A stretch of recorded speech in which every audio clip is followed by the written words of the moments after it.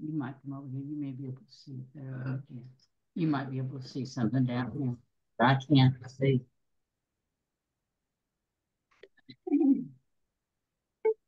React, share, participants, video, audio, apps, AI companion, more. You want more? What about putting it on, blowing it up like this? Like, huh? Okay. Record, All right, record. I'm gonna ask everybody again to Uh, mute yourself. I can't mute you. Bottom left, you'll see the audio. Just click on it, and that will mute you. Otherwise, we will have to hear you in the course of the share. Our host is on a plane, so he can't do it for us. Happy to see you, but not necessarily hear you. Maybe at the end, it'll let everybody who wants to ask a question can do so. We're going to start in just 1 minute.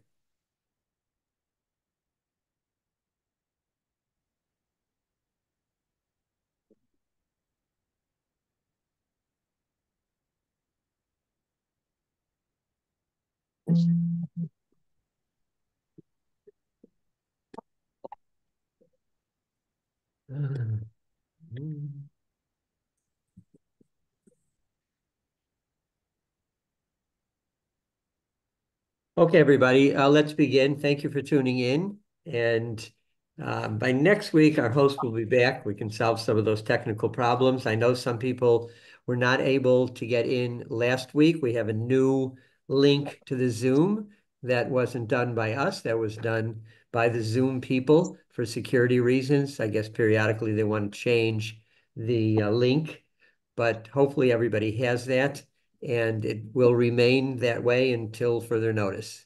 So today we're going to talk about maybe the greatest of all miracles. Now, you would think that I'm referring to the splitting of the sea, which of course is the centerpiece of our Parsha of Beshalach. But lo and behold, no. The rabbis say that as phenomenal as was the splitting of the sea, Kriyat Yamsuf, there was another miracle shortly afterwards that was even greater, and that is the miracle of the man. Why was it so great? Essentially, because, as we'll see, not only of the many miracles contained within it, but also the fact that it lasted for 40 years. The other miracles came and went almost immediately. In the case of the plagues, maybe they took a little bit longer, and they were amazing disruptions or manipulations of nature. But clearly, the most important, the most impressive was the man. Yes. Again, I'm asking everybody to please mute yourself. Bottom left corner, click on audio so we don't have to listen. And this, you're going to have to, this is audience participation. So you're going to have to click on that yourself so that you are muted. Well, the man comes at a time, it's interesting. We've had the plagues, we've had the splitting of the sea. You would think that the Jewish people, Bnei Yisrael, the Israelites, they don't really need to be shown any other miracles. But there's something else exceptional about this particular miracle of the man, which we're going to talk about in a little bit of depth. And that is that until now, we experience the miracles in a very passive way. We essentially did nothing. And it's true that by tradition, Nachshon ben Aminadav, he jumps into the sea in order for it to split. But essentially, we're more or less being affected by it, but not doing anything ourselves. When it comes to the man, there already is an attempt for us to be a bit more active. When a child starts to grow up, one of the most important stages of a child's life is to be able, A, to initiate action on his or her own, and also to distinguish between right and wrong. It's not clear exactly when that comes into play. Some say it's at 3 years, others say it's much later, when they can distinguish and determine this is the right thing to do, and this would be the wrong thing to do. So when we have the miracle of the Mahn, as we're going to see, there is participation and some need for choosing the right way to go and holding back with a certain discipline rather than doing what might be most attractive, most beneficial, but there's a higher authority saying don't do it. So let's take a look, and that I think is a little bit of an intro as to why the Mahn is so important, because we are beginning like a child to grow as a nation. Yes, we were born. In this case, Mother God is doing pretty much everything for us. But now we have to learn to start to do things on our own as well. So I mentioned that there are many miracles here within the Mahn. Along with it, the people are hungry. The matzah has been finished. According to some, that's what they ate until a bit later when the Mahn came. And they're complaining about the water.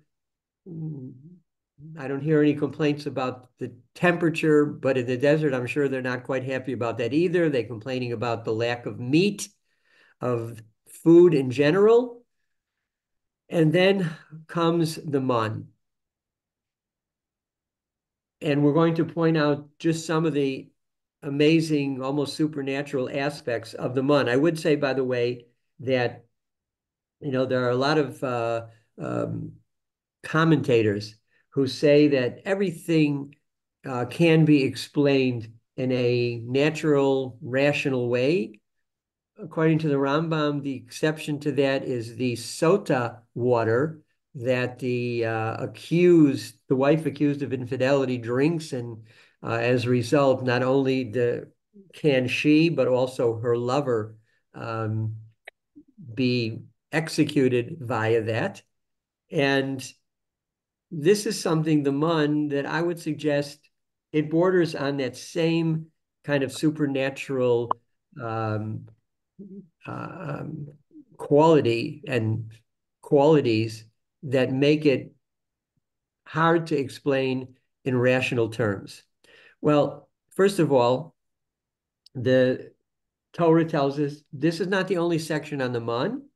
This is the introduction of the Mahn. We'll see it later in other parshiot, but we're talking here essentially about the 16th parak of our Parsha of Beshalach. And that's where this concept is introduced, that Hashem is going to provide on a daily basis essentially everything that we need. We're told, for example, that everyone should go out and collect one portion, the size of an omer, doesn't matter exactly what it is, and that's going to be sufficient for their family.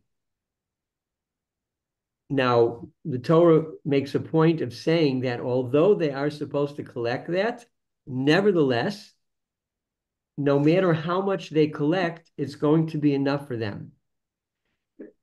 The pasuk says, "Vayamodu ba'omer v'lo hidif hamarbe hamamit lo hechsir," that they measure it, but it doesn't really matter. No one was lacking. It was enough to satisfy that family, no matter how many people in the family. It lasted only one day. After that day, it began to rot. It was not edible any longer. And it was specifically constructed that it would last just one day. But in order, and this is also a miraculous aspect, they would collect a double portion on Friday, what we call Lechem Mishnah, one of the reasons why we have two chalot or two matzot when we say the hamotzi. They would collect that on Friday, and although it was the same thing, it was same thing they had collected on Tuesday, Wednesday, Thursday, nevertheless, it miraculously lasted for the full 2 days. In fact, the Medrash tells stories that people were afraid, when Friday night came and they seemed to be finishing their portion. What will we do Shabbat? And then lo and behold, it lasted all the way until the end of Shabbat. It tasted like virtually anything that you imagined it to be. And there are some exceptions. It's interesting. There's another commentary that the only thing that was accepted, and people are always asking, could they imagine something non-kosher? I don't know. Hopefully they weren't doing that. But if they had in mind one of several items that were dangerous for pregnant women, and that's indicated elsewhere about garlic, onions, certain things, that didn't work. And it was kind of an act of chesed on the part of Hashem, so that the pregnant women were not disenfranchised and people would be eating other things and they would get jealous. So it wouldn't taste like those things. Very fascinating idea. But whatever you wanted it to taste like, that's what it tasted like. Later on, we're going to discuss what is the appropriate bracha that is recited on the man. But we'll get there.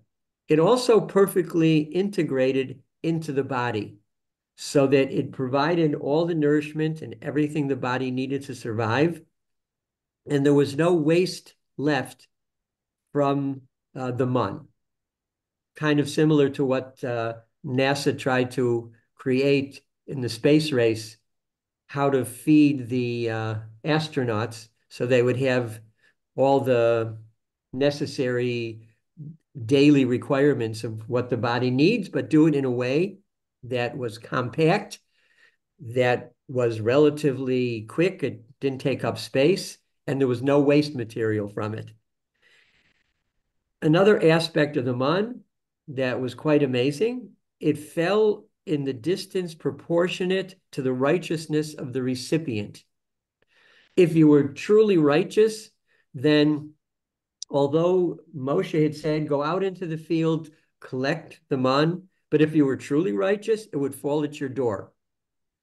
If you were a little bit less righteous, it was maybe right outside the door of the tent. And then as you went down the line of those who were much less righteous, they would have to go out into the field searching for it, and they would find it. But it was a kind of cosmic indicator of how people were doing. And, it may have come to surprise some people that their next door neighbor, who they maybe thought wasn't a very good person at all, and suddenly the man's falling right at their door, indicating that they are definitely a special person that the man is in a way reacting to. So all of these miracles and others are composed within this one mysterious creation, the man. I want to suggest that, and I mentioned this in the title, that the rabbis like to compare man with money. It sounds the same, but it's kind of an indicator to the people, again, as they're really taking these first steps of learning how to conduct themselves in a godly way, that the man is a teacher, and they're learning certain basic principles about sustenance, competition, faith. So, for example, the man always is sufficient. It's enough. If you collected less, you collected more. Nevertheless, it was enough for your family. This is, in a sense, Hashem indicating, I'll take care of you. Some of you will have more, some of you will have less, but you'll survive. You'll be okay. There's a famous story about in the morning brachot, where we say this bracha, Ha'oseli called Sarki, blessed is God who gives me everything I need. And there was a very, very poor person that was approached by someone who said, how can you say this bracha that Hashem gives you everything you need? Look, you have almost nothing. So he said, I rearrange the words when I say this bracha. Instead of saying ha'oseh li called sarki, he gives me whatever I need, I say, called sarki hu oseh. Whatever I would call ha'oseh li sarki. Anything he does for me, that becomes my level of what I need. If that's what Hashem gives me, I live within that proportion of what Hashem feels is mine. So even if I'm poor, I still have everything I need in order to survive. The Mun, as we know, melted quickly. It kind of even flowed like a river, we're told, and it was gone. You couldn't keep it, no matter if you had a refrigerator, you put it there, it still wouldn't help. You invented a refrigerator, it's not going to last more than that day. And that's a chazal very much like money. It doesn't always last. It comes and goes. In fact, one of the opinions, a rabbinic opinion, why are coins round? They're round because they roll. In a sense, they roll from one place to another. So the person who is wealthy today, who knows? Maybe tomorrow things will change. And the other person who is poor, that person will become more wealthy. As we know, wealth tends to fluctuate and be somewhat unpredictable. So the rabbis say, like the mun, it doesn't necessarily last forever. It can be used for good or evil. And the mun is something that brought out among certain people who try to hoard it, who try to violate the rules of when you can get it and what to take. It's similar to what we say about money. In fact, this is when Moshe did not understand what a half shekel looked like. God showed him a fiery coin and said, money is like fire. It can be very helpful. It can warm you. It can create energy, but it can also be destructive. And money is like that as well. Perhaps the biggest connection with money and Mun is that the Mun didn't fall on Shabbat. Hashem was trying to tell us that you're still going to survive, even though there is one day of the week that you can't collect the Mun, and that one of the ideas about putting out bread that some people do in advance of Shabbat Shira, or the Shabbat of the Mun, is that Datan and Aviram thought that they would kind of make Moshe look bad by putting out the mun that they had saved from Friday and dispute what he said, that it wouldn't fall. And the birds came and ate it, and the birds therefore get a certain reward, and people will give bits of bread or something to the birds just before Shabbat of Shabbat B'Shalach. But in general, it was trying to teach us a lesson that, and even though the people then really weren't working, Shabbat was a kind of different experience there because they weren't really working during the week. But Hashem was saying, when you will start to work, remember the mun, that it didn't fall on Shabbat, and yet you were still able to survive, and you'll be able to survive by being Shabbat observant in the future as well. The pasuk tells us, and on this particular point, that this was a test from God. It says in the pasuk, "Leman anasenu," that Hashem was using right at the introduction to the Mahn, it says it's being done as a test. Once we become a nation, we're going to be tested on a regular basis. That is how Hashem gives us the opportunity to bring out our level of dedication and our quality of faith. So what were the tests? Again, would we refrain from temptation on Shabbat to collect it? Would we follow Hashem's decree that it would only last for one day? Or would we think, well, I'll find it out on the second day? In other words, Hashem wanted people to understand that once you get your share, you have your share, but don't look for more. The Gemara tells us someone who has bread in his basket today, but worries all day, what am I going to eat tomorrow? This is a person of little faith. Hashem was saying to us, I'm giving you enough for today. You can't save it except for Shabbat. You'll have to trust me that tomorrow you'll also be able to survive just like today. It is a day-by-day existence. I think it's interesting. We who live in Israel, we really are on a day-by-day existence. I don't have to emphasize that almost every day, especially now, there's some kind of earth-shaking announcement, something dramatic happening here. And we have to take it day by day with the faith that it's going to be okay tomorrow, even when things sometimes happen today that are very fearful, make us very fearful. There was another aspect to the Mahn, and that is Hashem was testing us. You're not going to have to do any cooking. You're not going to have to spend any time preparing food. It's all going to be given to you. What will you do now with that extra time that you have? And of course, Hashem was expecting they would use it in some spiritually beneficial way, whether it's studying Torah, whether it's befriending somebody else. But when you have time on your hands, that's a test of what you're going to do with it. Time is the most precious commodity that we have.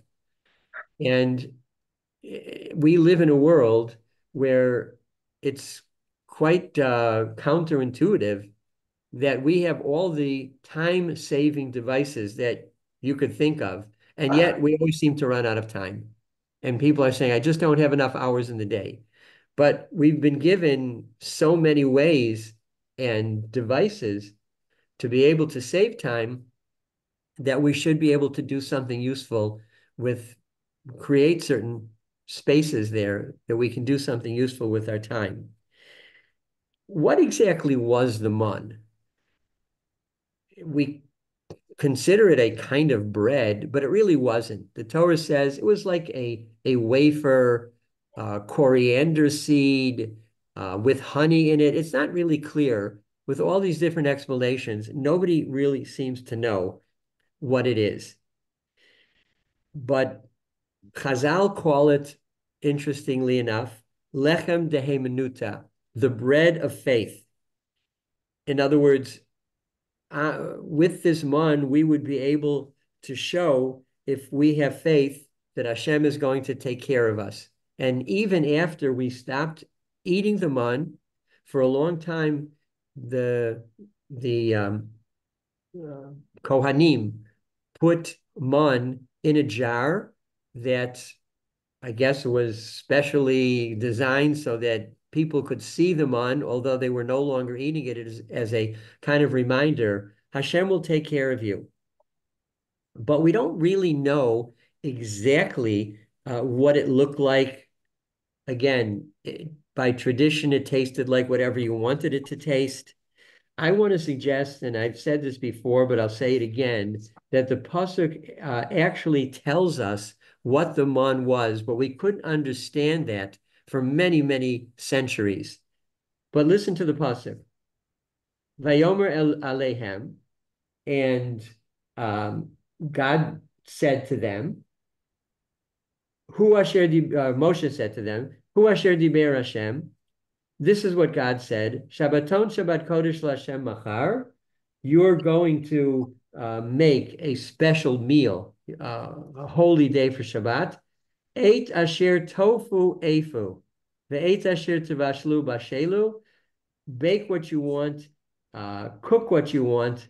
And I think the pasuk there is hinting in these words, eight asher tofu efu. There's no better explanation of man than tofu. Tofu can taste like virtually anything, from hamburger to ice cream. And for some people, it's one of their primary foods, and it's certainly gained a lot of popularity over the last number of years and decades. And so maybe this was a kind of tofu that could be used and somehow acquire the taste of virtually every other food. More than that, we really don't understand exactly what it looked like, but we know that it was something that the people ate for 40 years and it sustained them. The idea of it tasting like anything, as another little aside, if you look, and you can do this when you're going through the Parsha, if at the 16th pasuk in the 16th chapter, it's special. It's one of only two psukim where all the letters of the alphabet are represented. And I think the message sent, just like this food could taste like anything you want it to taste like, so that pasuk that talks about the man has all the letters in it. It'd be pretty wild that that was a coincidence.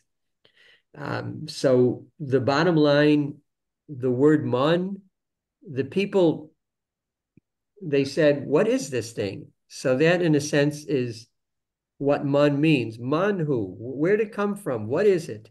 Just kind of an unknown, spectacular, unique creation. But others want to say that man is the kind of root word inside the word emunah. And that is what man really represented. Do you have faith in God? God's going to provide for you. And maybe only for the day, and tomorrow you just have to depend, even if the food is gone. Don't worry. Tomorrow's a new day. You'll be provided for. Now, what about the brachot? This is a kind of a bit of a flight of fancy. What bracha did the people make? We're assuming that people made brachot, even though these are of rabbinic origin. So it's not clear that there were any specific brachot then. Nevertheless, there's a lot of rabbinic discussion on what bracha did they make before eating the man. So there are several different possibilities. One is that they made the bracha of ha'adamah because they found the man on the ground. By tradition, it was covered by a layer of dew, so it had like a dew-like covering both above and below, which is, by the way, one of the reasons why when we make the bracha on the challah, on the two chalot representing the man, we try to have something below, like on a plate, and then cover it from above, mimicking what the man was like in the desert. So one bracha is, since they found it in the ground, make borei pri adama. Another opinion is, if you really don't know what to do on any item, make the bracha of shakol.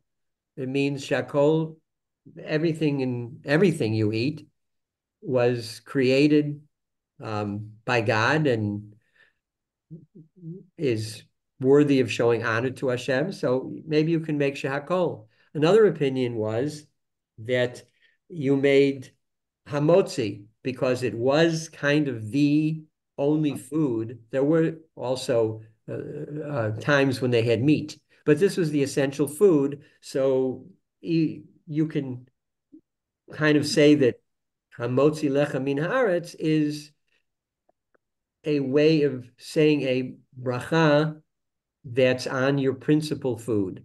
And this is what they had. Others want to say, no, why don't you just, since it came from the heavens, although they found it on the ground, make the bracha hamotzi lecha min hashamayim. God who creates it from the heavens itself.